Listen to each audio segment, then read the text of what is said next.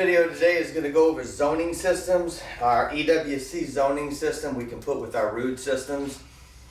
Now, we can put that with our root system with communicating or non-communicating. I'm actually going to prefer to put it with a non-communicating system so that we can end up putting in a standard thermostat. We can put in a Nest thermostat. We can put in a Sensi thermostat. You can put it Wi-Fi. So each thermostat has its own Wi-Fi. If you do a communicating system, I'm just going to say I'm not doing a communicating system with the root system. I just don't like it. With my Linux system, I like the communicating system on the zone system. It has worked out perfectly. I've had no problem. So if we're going to sell a zoning system on a root unit, it's going to be a non-communicating system. If you do a two-stage, then you can do an RA17 condenser as opposed to a UA17. If you did a UA20 with it, you can still wire a UA20 and it's actually 3 stages. Okay, so they do have 3 stages when you wire it as a W1 and a W2 on a UA20 model. So what we're going to talk about today is how does the zoning system work and what are the uses for it, and then what are the problems with it as well too, because you have to look at the problems as well and what can be caused by the zoning system, okay? All right, so our root systems, normally, when would you put a zoning system in, okay? I'm going to give you a couple examples. So if I've got a house here, and let's just say the master bedroom comes all the way in the back right here, and we're just going to say the unit sits right here. So I've got a long way for ductwork to get all the way to the back and build a pressure box, and we're going to do 2 ducts here, master closet, master bath. I got 5 ducts in the back. Always remember, if you're going to do this as well, put your little jumper box for your return going in and out of the door right there, so that any airflow you put into that master bedroom has got to get out of it. If you close the door to the master bedroom, the air that you put in, maybe a 12-inch duct that you put into there, that may be 600 CFMs of airflow getting in there, depending upon the static pressure. That can't get up underneath the door to return it back. So you actually have to put either a jumper, which is just a 10-inch duct with a box on one side of the door and a box on the other side of the door, and you just loop over it. So when you close the door, the airflow goes through that 10-inch duct onto the back other side of it, and then comes back to your return. So here, I'm just going to say we have master bedroom over here, and let's just call this area right here. We're going to call that a bedroom. We're going to call this a closet, a bathroom, and then we'll call this another bedroom right here. We're going to call this the dining room area over here, and we will call this here a kitchen and then a living room, okay? And I am just going to say, for argument's sake, that this house is right about 2,600 square feet. So we're going to put a 5-ton air conditioning system in this house in order to cool it, all right? So we're just going to say our heat load calculation came out to where we needed 5 tons of air. Now, I could do a 3-zone EWC zoning system, or Linux, depending upon what unit you're selling. I can put a thermostat right here. I'll call that number 1. I can put a thermostat right here. I'll call that number 2. And I can put another thermostat, let's just call it right here in the living room area. And we're going to call this one number 3. 3 zones, okay? So let's put some ducts in. I'm going to make our ducts square here. 1, 2, 3, 4 ducts here, 1 duct here. We're going to call it 1 duct here, 1 duct here, 1 duct here. And we're going to call this ductwork in each one of these areas. So you got 4 ducts in the master. So we're going to call that MB master. And we're going to call this area right here, we're going to call this bedroom area because it's got 2 bedrooms. Now let's throw another bedroom in there. Let's divide those 2 and put another duct in there. Okay? So this is our unit sitting right here. Okay? That's our unit right there. So we're going to call this a vertical system now. As our ductwork comes off, and we put a zoning system in, our thermostat sitting over here, you would want to control what with that thermostat? you would want to control these 5 ducts with that thermostat. So I'll just say I'm going to block that area off with one zone. I'm going to block this area off with zone 2, and then master bedroom on zone 3. Now, what I like to do with that is depending upon the space on the ductwork and everything, I'm going to give you a couple different ways you can do this. I can bring one duct off of here and feed the master bedroom into a pressure box. Then each one of these ducts just has a collar on it in order to go to these ducts. I have an electronic damper, which is my zone damper, right here on the duct coming right off of the supply plenum. I can have another duct coming out of here, so we'll put that one to this one, and I'll have another duct coming out of here, and let's just call this one another pressure box. I will block it in as a pressure box, okay? I'll block this one in as a pressure box, okay? Then I can end up feeding this duct over here. I can feed my bathroom duct, and then I can feed my 2 bedroom ducts over here with that one. And I'm going to make this up. I'm going to call this a 12-inch duct here. I'm going to call this a 12-inch duct over here. And then I'm going to come off with one duct coming over here into another pressure box. And then I'm going to feed this one, this one, this one, and this one. I'm going to call this one a 14-inch duct. And then I'll just call this one a 9-inch duct over here. Okay? By itself. I'm just making all that stuff up. I have no clue how big the CFM is on that. I'm just making all of it up just to show you how a zoning system works. Now, each one of these thermostats is tied into an EWC board.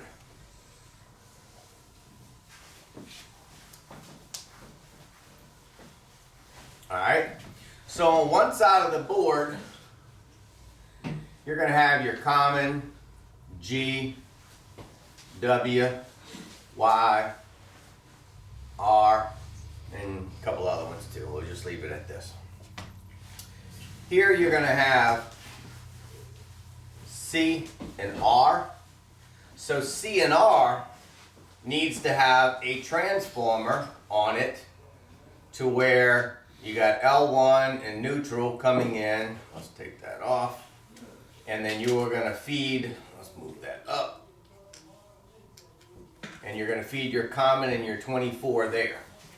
So you have to feed your EWC board with a separate transformer. You cannot take the transformer off of your furnace and just jump 24 volts off of your furnace and bring it over to the board. Okay? Here's your furnace. Well, here's your furnace circuit board. Or an air handler, whatever may be the case.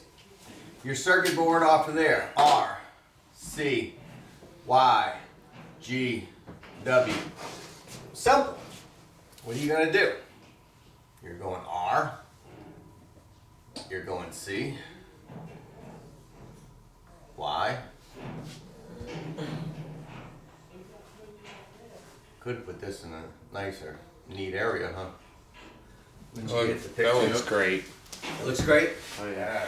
Looks good from my house. All right. So, I've wired my furnace to my EWC board. Now, I got a thermostat over here. So here's T1, T2, and T3 for my thermostats. And we're going to put those thermostats right here.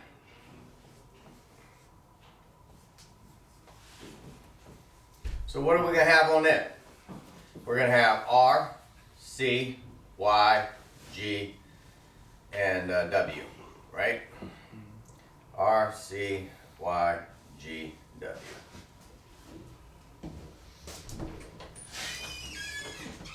All right. Over here on the board, you're going to have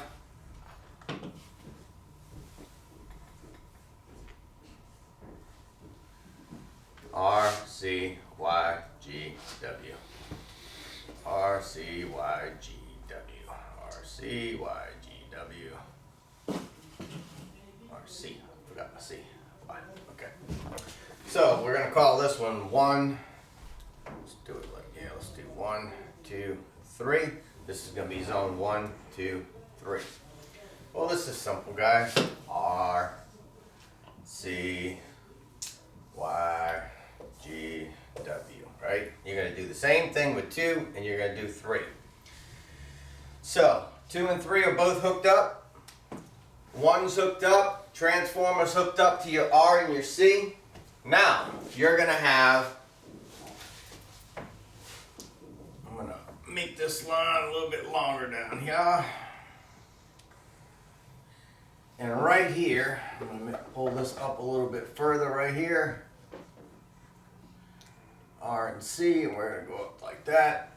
So then we're going to come down here and we're going to do this. 1, 2, 3. And we're going to go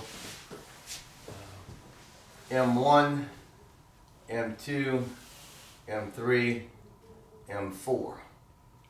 M1, 2, 3, 4. M1, 2, 3, 4. Now I'm going to take this off the top of my head. I don't know 100% sure off the top of my head, unless I can look on this one right here. It is going to be 1, 3, and 4.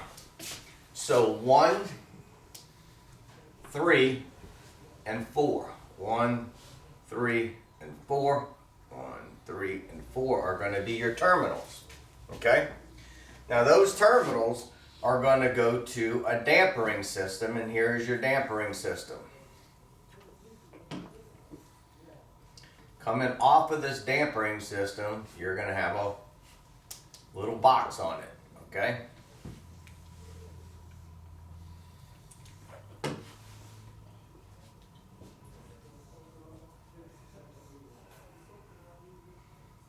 So we got 3 zones on here, right?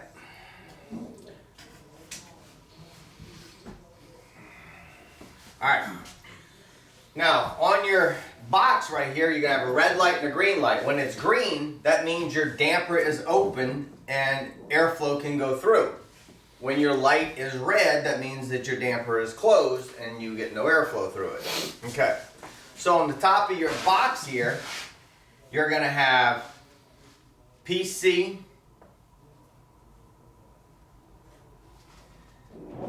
PO, and then common. That's what's going to be at the top of the box right here. So okay? Close, open, and that means common. Power close, power open, and a common. So what are we going to do? We're going to take these wires and we're going to run them here. You got 1, 3, and 4. I don't know which ones they are just off the top of my head, but if I look at here, how we wire them normally, Usually I'm going to look and say that 1 is common. Usually. 1 is your common, which is your white, and then we use green, which is power open, and red is power closed, so that's going to be 1 is your common, green is power open, which is 3, so 3 is power open, 4 is power closed, and then 1 is your common, okay? So 1 being your common right there, 3 is actually power open, and 4 is power closed. So each one of these wires is going to go to your power open, power closed, and neutral, coming from, this is number 1, number 2, number 3. So what happens here? Thermostat here controls number 1. Thermostat here controls number 2 and then number 3. So, you go to your thermostat on zone 1. You turn on this thermostat. Zone 2 and zone 3 are not calling for air conditioning. So when you turn on zone 1 at say 73 degrees and it's 75 in the house, air conditioning kicks on. This thermostat is sending power over here from R to Y. Y is going to now energize Y over here, which is going to turn the air conditioning system on. Now, on your furnace and on your board, let's not make it a little more complicated, let's just make it a little more technical. They do have a Y1 and a Y2 and a W1 and a W2. So does your furnace. But your thermostat is going to be single stage. Your actual board and your furnace and your condenser can be 2-stage. So when this energizes Y1 on here, it's going to energize Y1 on here, and let's just call it Y2 depending upon the timer that's set on your board. So on your board, you actually have some dip switches up at the top right here, okay? So those dip switches, actually it's a little knob that you're gonna turn. And staging timer is on the left, low temperature, high temperature, and then second stage heat. So this one here, we'll call this, let's call these little knobs on here. So we'll do this with it.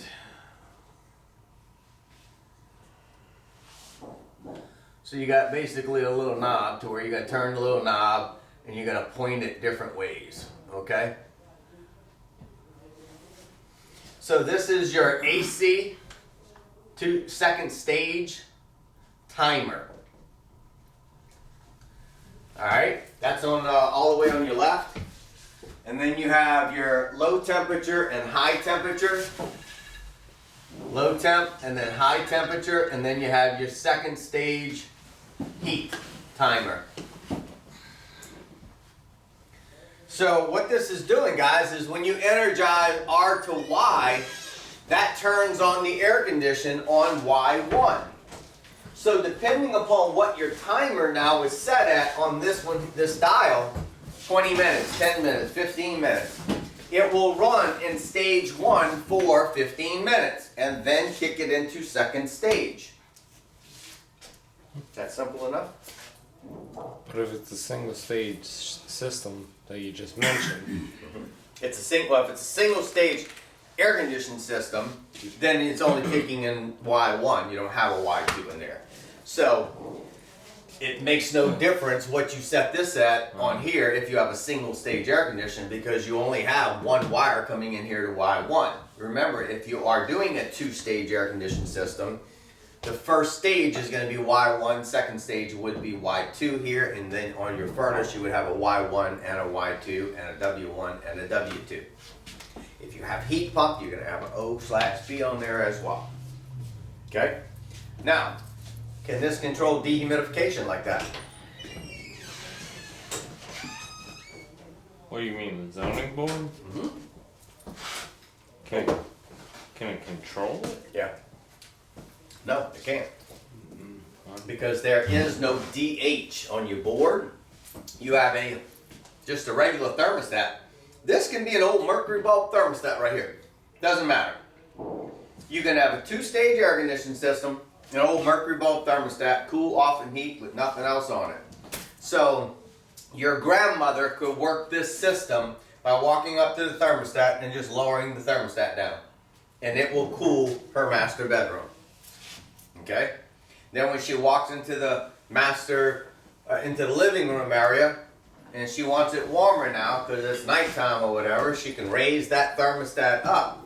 Now, can she turn the heater on in the living room and the air conditioner on in the master bedroom? Because we're just going to say Grandpa wants it really cold in the master bedroom and she wants it warm in the living room. How's that going to work? It's not. It actually does work, but it has to work in series. Yeah. And It assigns an importance on Yes. which one is which. so it will have to satisfy one before it goes to the other, is what it will have to do. So Grandpa sets it at 72. Grandma sets it at 78 in here, and she puts it on heat, and he puts it on cooling. Well, who did it first? Well, he did. So this zone for the living room area is just going to shut off.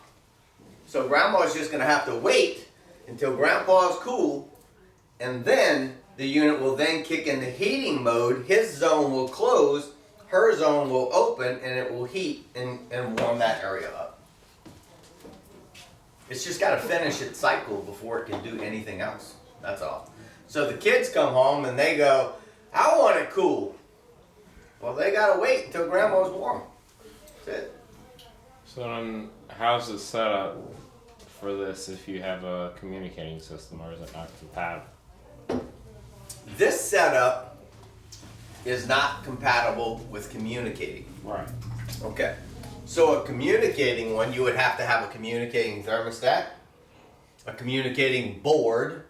So EWC communicating. Yes, an EWC communicating board with a Rude system. Okay. So Rude now has an EWC communicating board that communicates with it. That's what they have in Rainer Madigan's house. Oh, Jesus. You remember that one? I'll never forget. Alright, so that one is a pain in the ass because of the parameters and the way you have to set this thing and what it's telling you it has to accomplish is just crazy. It's And the protocol that they set up on that thing is insane, that they essentially throw two different error codes that could mean two totally different things. Mhm. You know, it could be a fault on the EWC board, but the code is a rude code from a rude piece of equipment. Right. So it doesn't cross-reference back properly. So if we sell a zoning system on a Rude unit, I'm selling it as a legacy unit, not a communicating. Because it's so easy to do this. Okay? My Linux system, perfect. Communicating system. You can set your CFM. So we have a unit in a customer's house on a communicating system with a Linux system with a variable speed condenser. I can go to zone 3, which is an office area, and it's got a whole bunch of windows in it. I can set that zone to be 1200 CFMs, and I got a 4-ton air conditioning system. I can set that one zone to be 1200 CFMs. I can set another zone to be, say, 600 CFMs.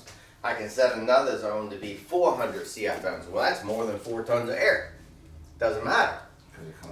They can come on at different times. Okay? If they all come on, then just all dampers are open. That's all.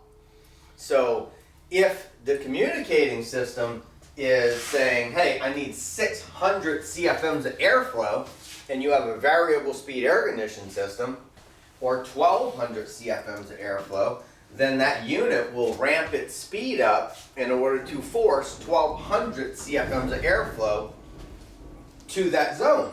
So in this case, this is what I did. It is a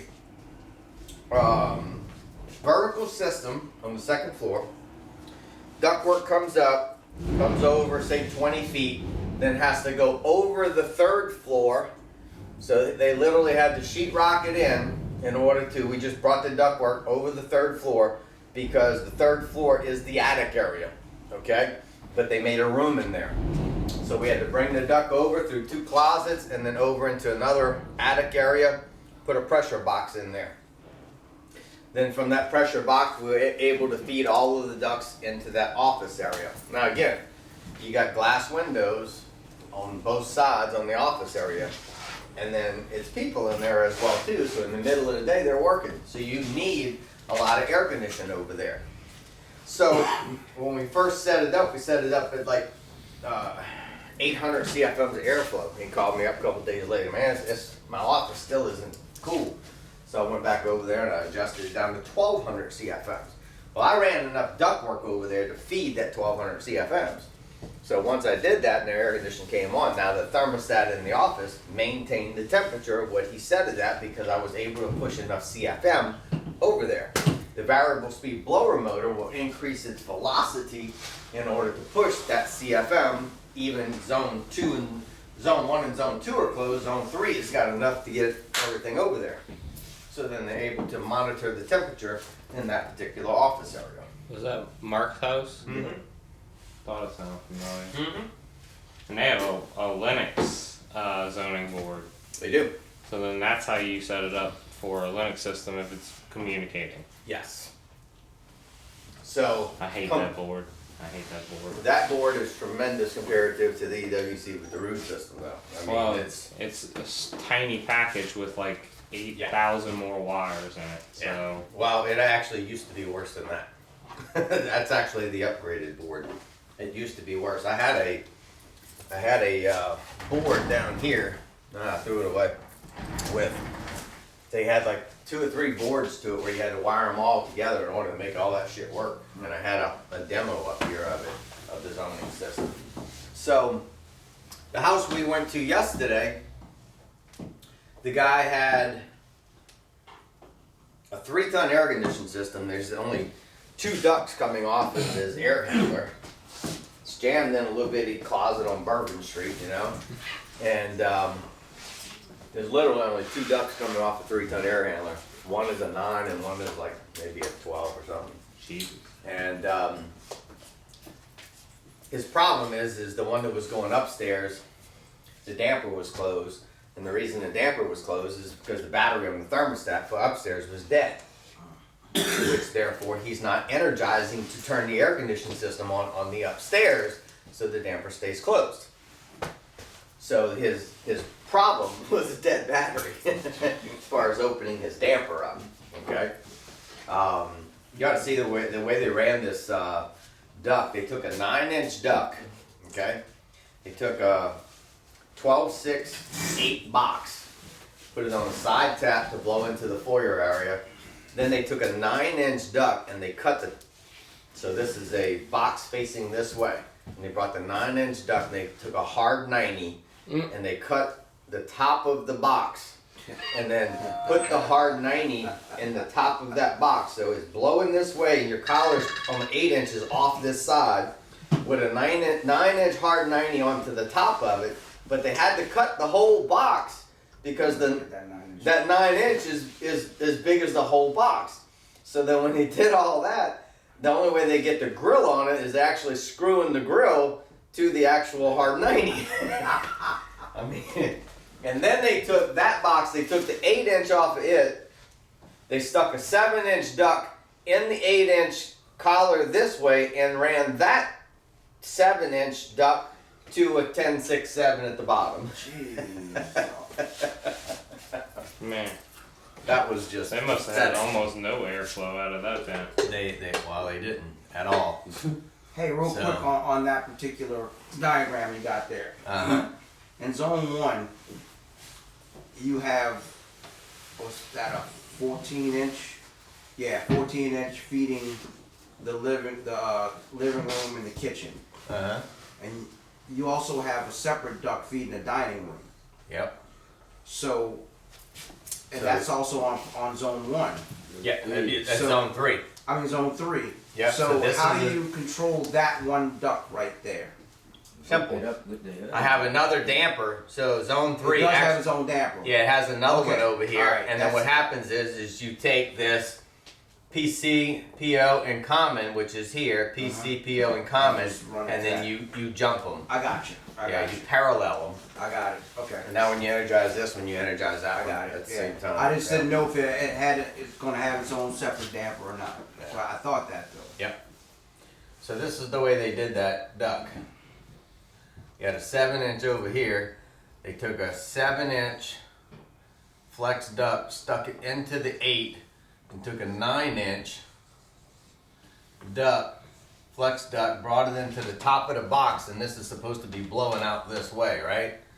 And then the 8 is stuck into the 7 stuck into the 8-inch collar right there. That was just crazy. You got some crappy ass work. All right. Now let's go to the damper, guys. How do we adjust a damper on here? So kind of draw a little bit of a damper here, a little large here. Let's do this with it. Set screws. Okay.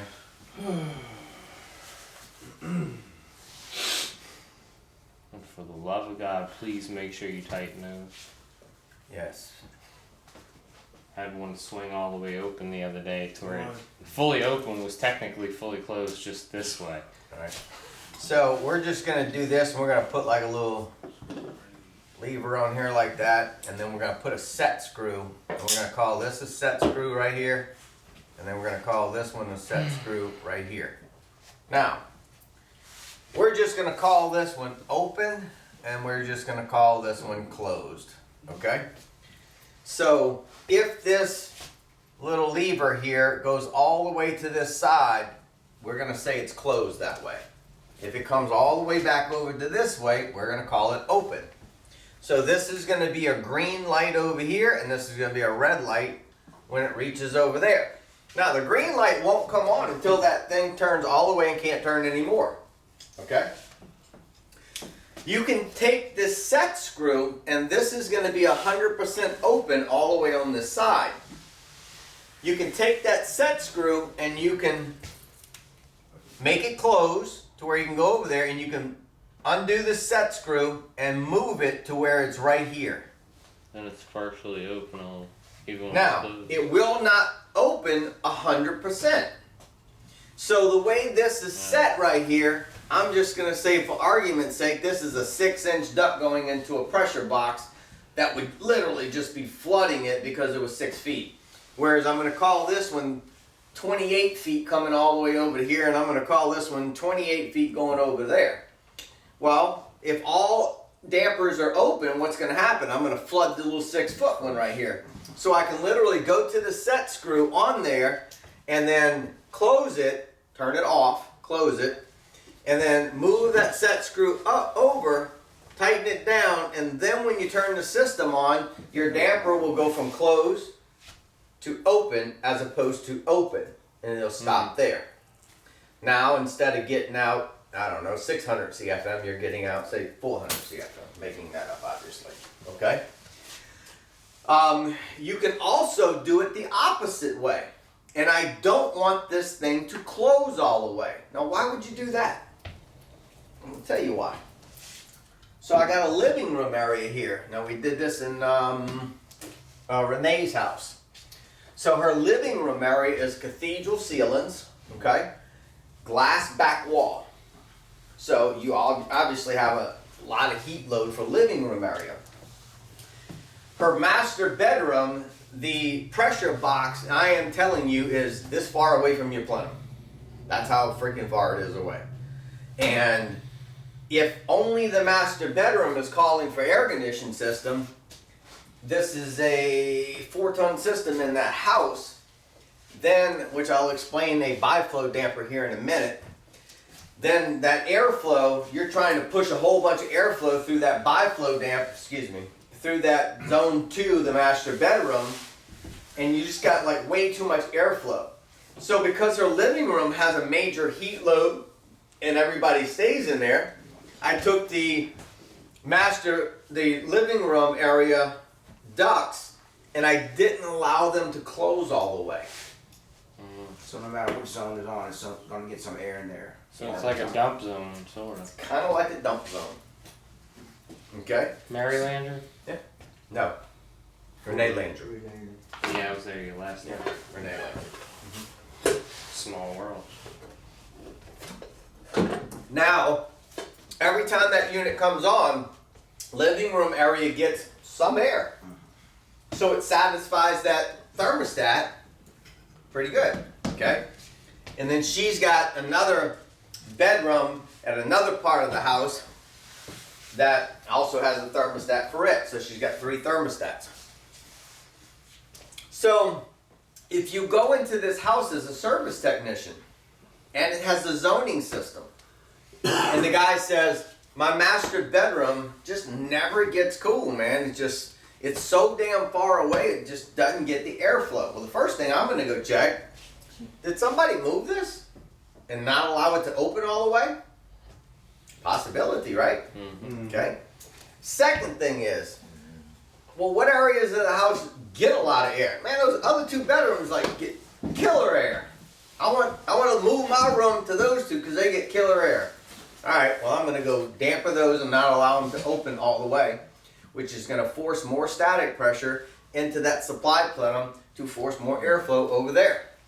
I may have to go to the living room area, possibly damper that one down a little bit to get more airflow to this area, okay?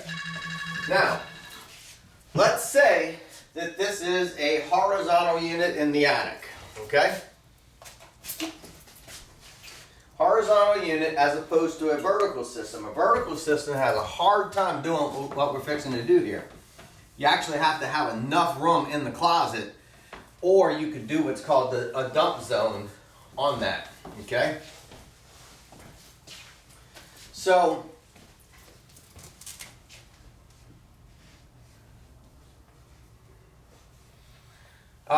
while I'm thinking of this, guys, I took all of my videos that I keep preaching and teaching y'all to go to all the ones that I sent you, right? And watch the videos and stuff. I have not done any videos on zoning systems like this, so I will be posting this one on YouTube. If you go to my YouTube channel, it's TaylorTylerAC. Every video that I've sent you is on YouTube now. Okay? So you just go to my YouTube channel and take that. Alright, so here we're going to do return air. We're going to do a transition. Your heater. Your coil. Your supply plenum. Okay? So heater, coil, plenum, return, transition. Alright? So on a zoning system, if only zone 2 is calling for air, and I said we had a 5-ton air conditioning system in this house, who wants to answer the question? Mitch, how many CFMs do I need for a 5-ton air conditioning system? You know the answer, Mitch. I'm gonna need 1,600 feet. You're wrong. 2,000. 2,000 CFMs, not feet.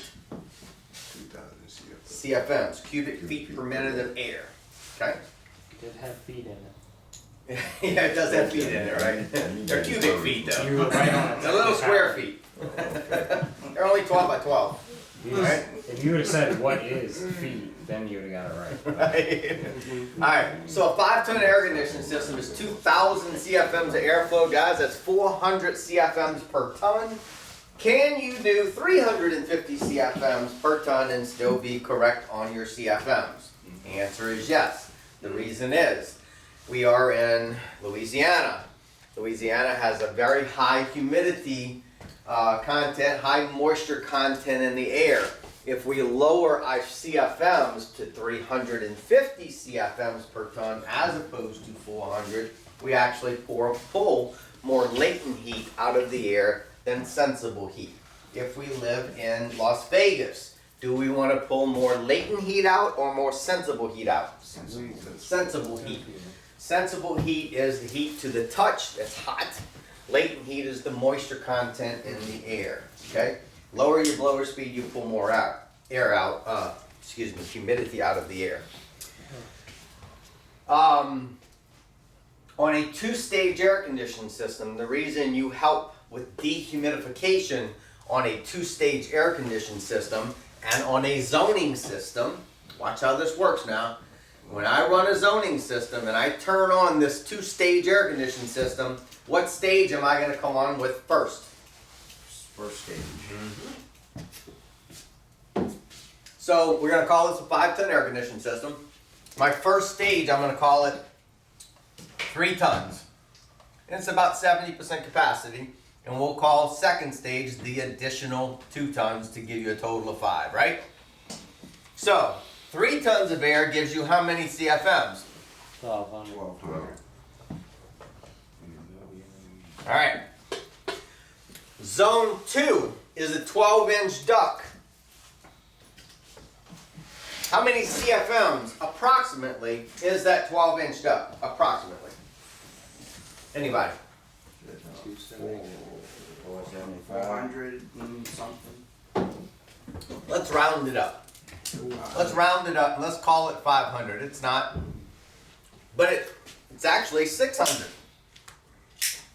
It's actually 450. What? It's actually 400. It's actually 900. What am I changing? Lower speed. Airspeed. Foot per minute of air, velocity.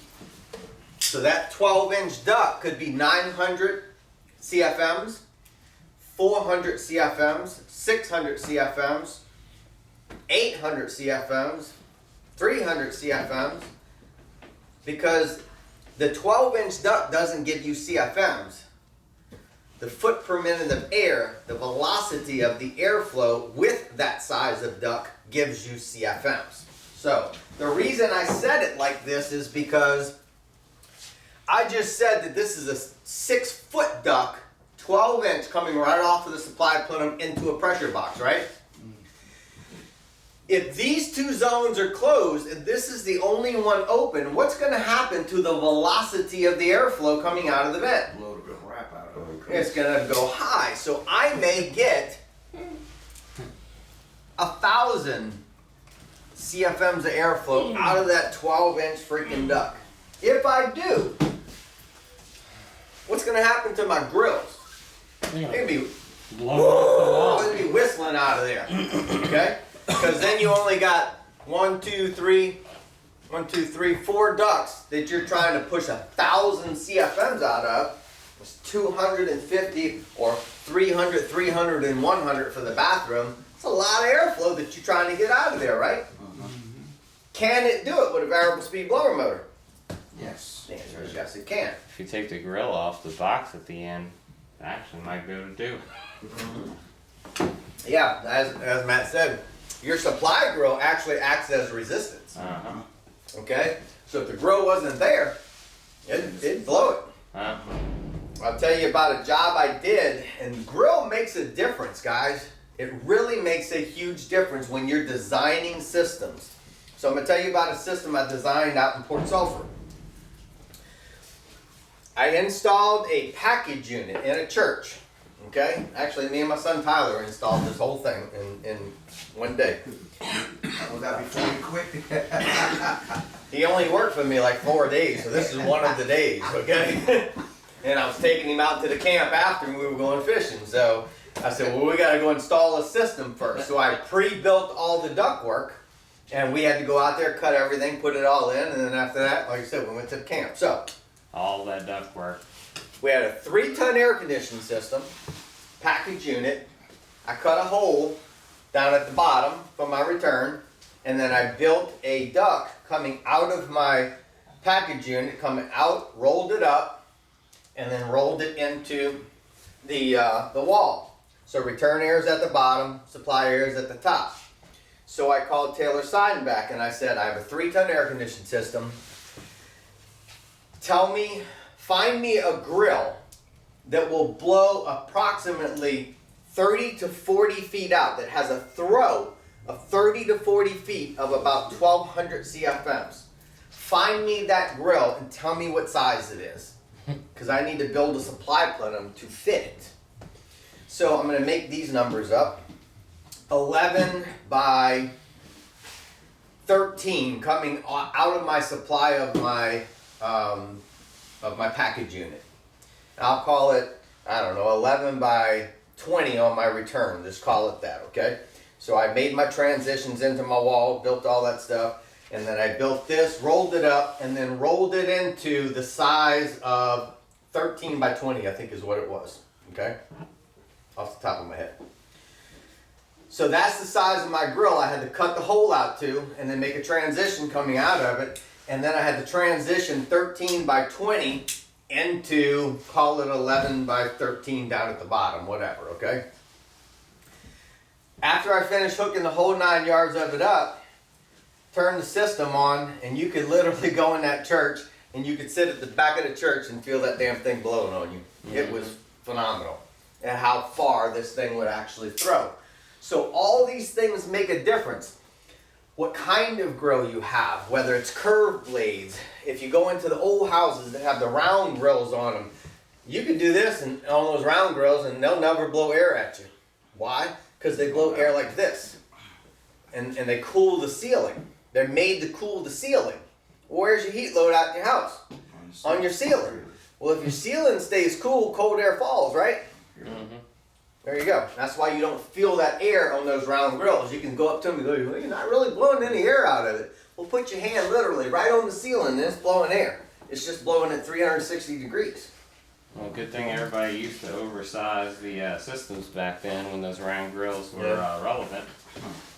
So, go back to our dampering system and our biflow system, okay? We have a biflow damper that we can now install on this system.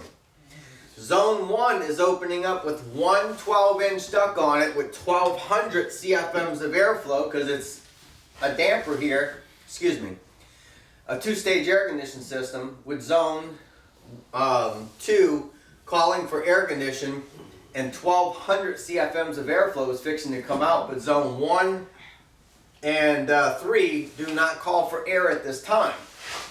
So we're just going to say this unit is made to push out 1200 CFMs of airflow, which is going into this supply plenum. And here we go. There's zone 2, and it's a 12-inch duct, and it's designed to run at ballpark around 500 CFMs to where your foot per minute of air is for a residential home. So just say for argument's sake, that 500 CFMs is going to take care of these 3 rooms right here in the bathroom, for argument's sake. What are you going to do with the other 700 CFMs of airflow if that was our scenario? I need 500, it's coming on stage 1, it's giving me 1200, I only need 5. What are you going to do with the other 7? Dump it. Where's it going to dump at? Return. It's going to go back into the return. I'm going to tell you what I'm going to do though with the air conditioning system is there is a point, an air conditioning system, turn your phones down guys, there is a point that a residential unit is made to stay at about 550 to 600 feet per minute of air. And that gives you a throw through your vents, and it also gives you a velocity and then a sound factor to where that the grill is not just blowing like crazy out of it and rattling and all that kind of crap. Because if you run 900 CFMs out of a duct that is made for 500, it's going to scream out of it and rattle and all kinds of crap, okay? Can you run that 500 CFMs, we're going to call it at 550 foot per minute of air. Can I ramp that up to say 700 and run it at 650 foot per minute of air without screaming the grills? The answer is yes. Okay? So I'm going to say I'm going to do that. Well, how do you do that? You can actually, there is a low and a high on your board there, and you actually have a supply air sensor in your supply air.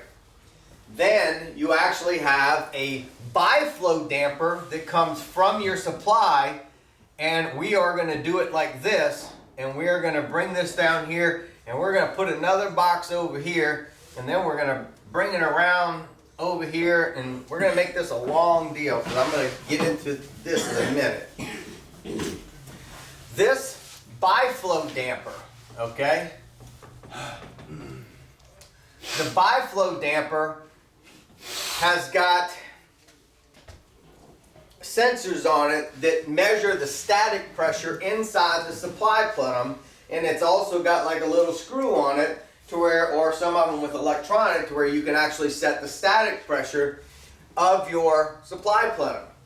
So if I set it at 0.05 static pressure, then I'm making this up, I mean I could be off 100 CFMs, foot per minute of air, whatever. So just take this at random. So just call it a 0.05 static pressure inside my supply plenum, which is made to push at 500 CFMs. If I increase the static pressure inside my supply plenum, then I'm going to force more airflow out of that duct. So I'm going to now bring it to, instead of a 0.05, we're just going to, I don't know, bring it to an 8 or a 9. Okay? 0.09 we're going to call it. Well, hell, now that's going to bring me to 750 CFMs of airflow through this particular vent. And I'm making all these things up because you can range this a whole bunch of different ways, okay? There's not like one little way. You can range it. As I increase the static pressure inside the supply plenum, that means I'm forcing more air out of that one duct, right? That means I have less air. Now I change this till I got 750 through my duct. Then that leaves me left with 450 CFMs left over that's still not going anywhere, right?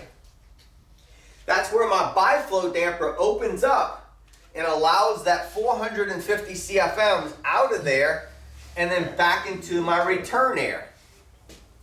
Now, I'm going to give you the bad part about that, and we learned this last few years.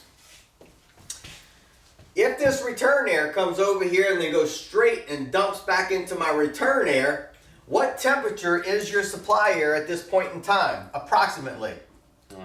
50, 52, 53, 54, depending upon the temperature in the house, what you got it set at, and all that crap, okay? Call it 52 degrees. I got 52 degrees shooting into my return air. What temperature is it in the living room? 72. I got 52 and 72 mixing together, right? What is the humidity level of the supply air coming straight off of my evaporator coil that is 40 degrees and sweating? What's my humidity in that air? high. Very high. 90%. Okay? 88%. Whatever. That mixes with 72 degree air, which is maybe 50 to 55% relative humidity. So the airflow now passing over my chambers in my heater, call it 60 degree air, right? Inside the chamber itself. So now I'm standing in the attic looking at the burners, okay? So in between those burners is 60 degree air running over those burners. It's 98 degrees, 120 degrees in my attic, 130 degrees in my attic with 90% humidity. When 60 degrees passes over metal that is 90% humidity and 90 degrees or 120 degrees, what happens to the metal? Sweat. It sweats. What happens to your chambers? They start to rust. The chambers themselves, so here's your chambers now. You build water in your chambers. Oh Lord. Steam explosion.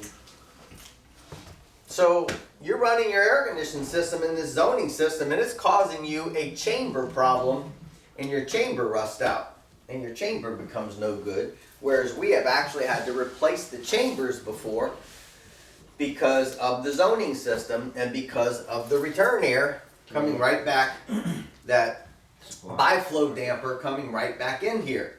So what do you do about it? You can have a dump zone somewhere in the house. Okay? I can have a foyer area right here. There's a foyer area and I can have a dump zone right there. Yeah. Okay? You may walk in that house and you go, whoa, it's blowing like shit right here. Goddamn. You know? Well, I'm blowing 400 CFMs airflow in a dump zone. I could have a 2-story and I could blow it into the staircase. That staircase is always hot when you're walking up it, right? If I got a dump zone in the staircase, is anybody can complain with that? Okay? I can have like Renee Landrew's house, and I can have big cathedral ceilings and a big wide open area, and there's my dump zone, just an extra 400 CFMs blowing into ductwork that is 800 CFMs or whatever. Or I could go to zone 3 and zone 1 and bring my damper down there wherever I did it, I erased it, and I can take my dampers and not close them all the way. Then I just released a little bit of CFMs in 2, in 3, and 1, right? So now I might only have 200 CFMs coming into my biflow as opposed to 450. See how we're making this thing do what we want it to do now? Now, in my biflow with this electric biflow, because they had problems with sweating chambers and replacing chambers and all that kind of crap, our return air, our biflow to go into the return air has got to be a good ways away from it. Okay? So we have got to allow this duct enough time to heat up with the attic is what we're really and truly doing. Plus, the biflow damper has a damper inside of it, and if you look at it from, let's just say from the top, here's what the damper looks like. So what's happening is the airflow is doing this. And it causes it to twirl. And then as it twirls, and it goes into your return air, it's mixing with your return air as opposed to blowing straight in. That's the way that damper is actually made in those smart dampers. They're just made to take the air and make it do this. So when it blows into the return air, it actually just swirls up inside there and helps mix the air. Okay? So you have to look at your zones. You have to look at how big your zones are. When you're setting this thing up and you take a big zone like the living room area and you go, I ain't gonna close it all. I'm not gonna allow it to close all the way. I'm gonna take the living room and go, I'm not gonna allow it to close all the way in the master bedroom. Okay? I'm gonna close the little one all the way. Now, one thing we found in that same unit over there, 7, 8 years later, is on the zone damper itself. So, let's see how I can draw this. So here's the zone damper itself inside there, and then it closes on the walls of the actual collars, tube basically. Well, inside there, there's a rubber gasket basically attached to the sides of it. What happens to that gasket, huh? Deteriorates and falls apart, doesn't it? It's gone. So when it's gone, then this damper closes. Is it closed now? No. Now you keep getting airflow out of it. So we had to go and change that damper in her master bedroom because it all deteriorated. So even when the zone closed, it kept feeding a bunch of air in there. So we had to go change that damper because of that. All right. Now, what are some other problems that we are going to have by allowing a bunch of airflow into my return? If I've got 60-degree air, which is actually 52, mixing with 70, that's changing my temperature of my evaporator coil now, right? So what happens? It's going to freeze. It could freeze, I'll put it that way. On extended run times. On extended run times, the evaporator coil can freeze. Now, if I lower my return air temperature, which quote unquote makes the system say it's getting colder in the house, as you know, as far as the temperatures and pressures and all that kind of stuff is what it's really and truly saying. Does my evaporator coil get colder? Yes, because I got colder air running through my return air, which makes my evaporator coil colder. Okay? Now, if my coil gets colder, what happens to my supply air temperature? Goes down. It gets colder as well. So as my supply temperature gets colder, then this is now dropping from 52 down to 48, which is making my return air even colder now. What's happening to the temperature in the house?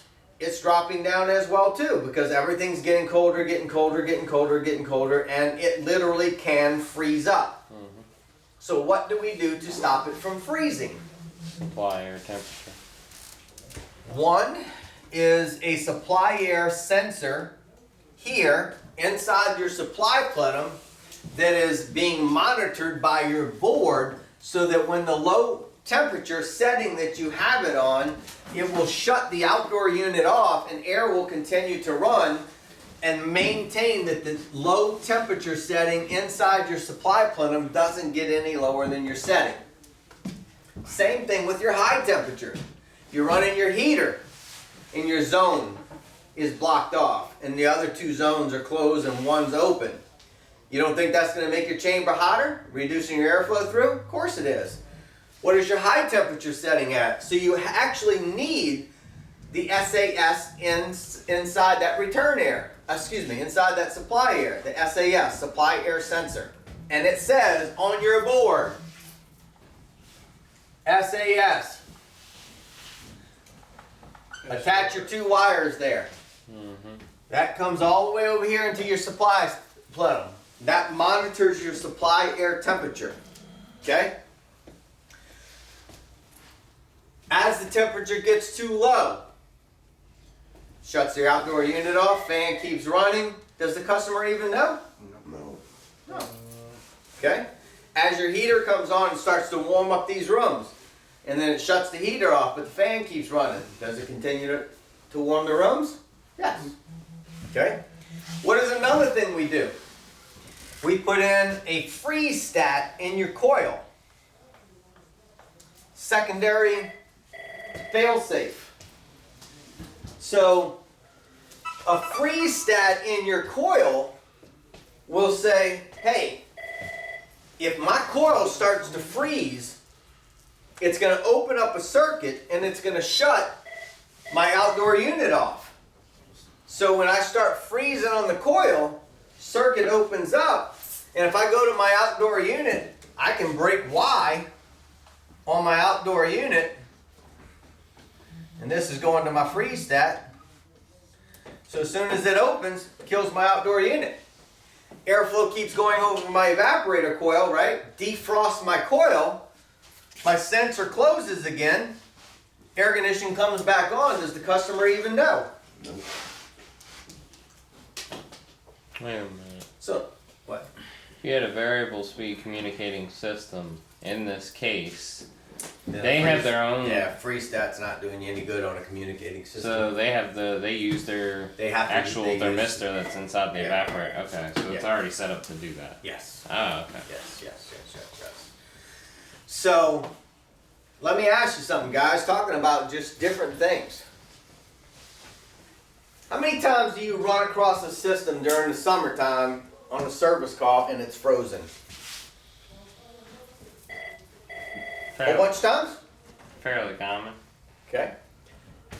In the last 2 years, how many freeze stats have you sold? None, especially in reference to those calls, because those are usually R22, need new system. So, what if you had a customer, or I will give you a different situation. One of my old girlfriends had a dance studio. 55 degrees outside, they're dancing inside the studio, so they're hot, right? So they run the air conditioner at 65 degrees in the building, and it's 55 degrees outside. You don't think the coil's gonna freeze? What happens to your head pressure when it's 55 degrees outside? It goes down. When you run it at 65 degrees inside, what happens to your suction pressure? It goes down.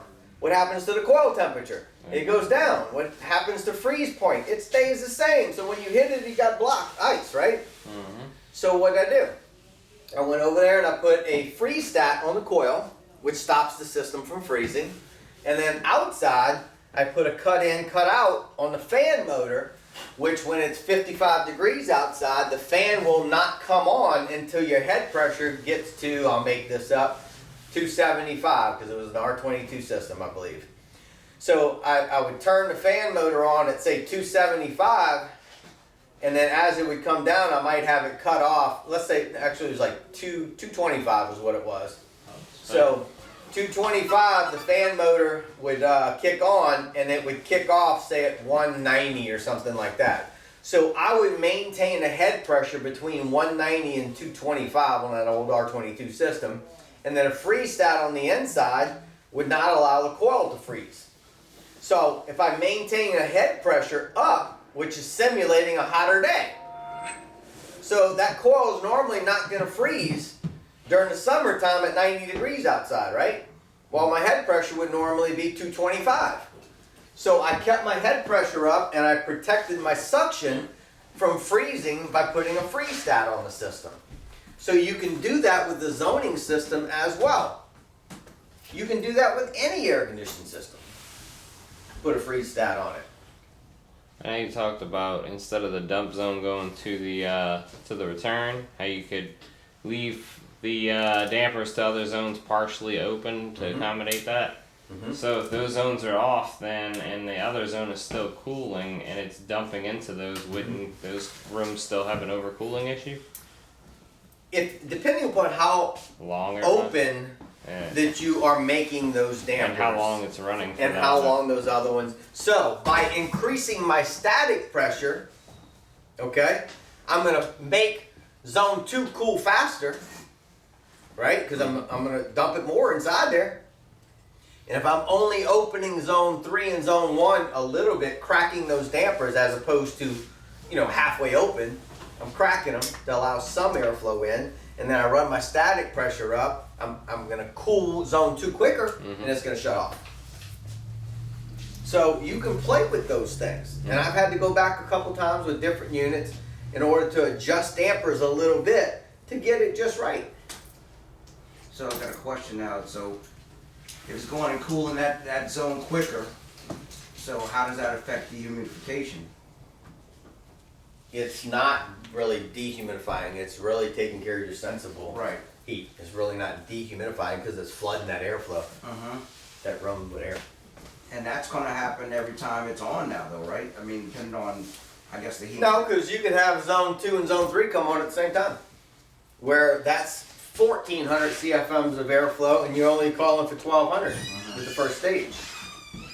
I can have zone 1 and zone 3, which I'm going to say is 1,600 CFMs of airflow, but first stage kicks on and you're barely putting any air out, so the system runs longer. If I get airflow back in my return air and my coil gets colder, does it dehumidify more? Yeah, it does. So the biggest problem I've had with zoning systems, guys, is this return air getting too cold, making either the system freeze or sweating all my chambers and putting water in the chambers. I mean, literally like water in the chambers in the middle of summertime, and they just rust out like crazy. Constantly, they're not made to have water in them all the time, Not to mention when that flame hits it. Yep. All right, so this video, guys, is on our zoning systems on our EWC. We're gonna wrap it up right here and go to work. I've got about 12, 13, 15 other videos. They're on TaylorTylerAC on YouTube. You can go watch those to get videos on plenty of other topics. Thank you very much for watching.